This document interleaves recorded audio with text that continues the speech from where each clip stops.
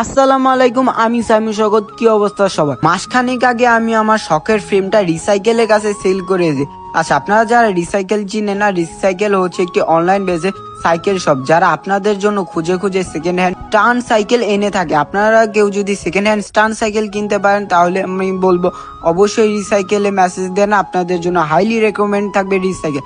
আচ্ছা, এখন আসি মেইন টপিকে।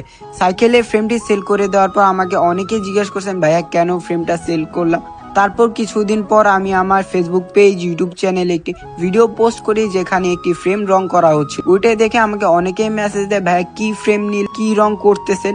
আপনাদের সব কোশ্চেনে অ্যান্সার থাকছে এই ভিডিওতে। প্রত্যেকবারের মতন এবারও আমি ফ্রেম নিয়েছি ইমাম সাইকেল স্টোর থেকে। এবার নিচে বোটসের ফ্রেম, কিন্তু বোটসের স্থান 6.1 না 6.0 না। বাংলাদেশে MTV free style game changer হয়ে দাঁড়িয়েছিল যেই ফ্রেমটা বোটসের। জি হ্যাঁ গাইজ, আমি বোটসের একেবারে সর্বপ্রথম যে মডেলটা ছিল মডেলটাই নিছে।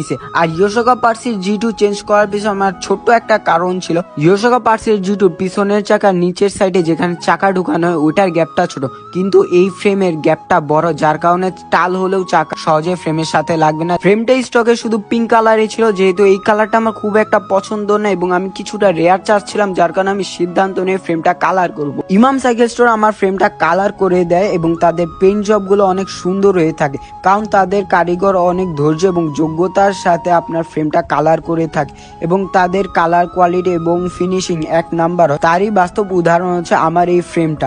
আমি ফ্রেমটি কালার করছি কালো এবং লাল কন্ট্রাস্টের মধ্যে এবং আমার ফ্রেমের ফিনিশিংটা দেখুন, একদম স্মুথ এবং কালার কোয়ালিটি অনেক সুন্দর, মাশাআল্লাহ। আপনারা যদি এত সুন্দর কালার করতে চান তাহলে অবশ্যই ইমাম সাইকেল স্টোরে যোগাযোগ করুন। শুধু কি বিল্ড করলে হবে? সাইকেলটা বিল্ড করার জন্য আমার অনেকগুলো পার্টস লাগবে। যদিও আমার কাছে সবগুলো পার্টস আছে, কিন্তু আমি 1 মাস আগে আমার সাসপেনশনটা ভেঙে ফেলি, তাই আমি এখন সিদ্ধান্ত নিয়েছি একটা নতুন ইয়ার ফর্ক নেব।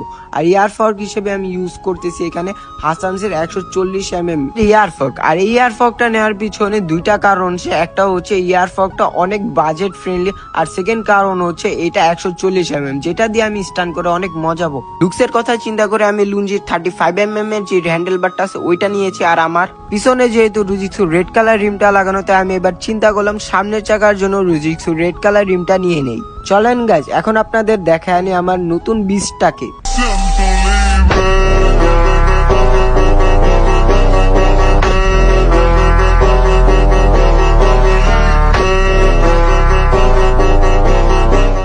তো গাইজ, কেমন লাগলো কালারটা অবশ্যই কমেন্ট বক্সে জানাবেন। আর আপনারাও যদি আপনাদের ফ্রেমে এত সুন্দর একটা কালার করতে চান অথবা সাইকেলে যে কোনো ধরনের পার্টস লাগে, অবশ্যই ইমাম সাইকেল স্টোরের সাথে যোগাযোগ করুন। তো দেখা হচ্ছে অন্য কোনো ভিডিওতে, ততদিন পর্যন্ত ভালো থাকবেন, আল্লাহ হাফেজ।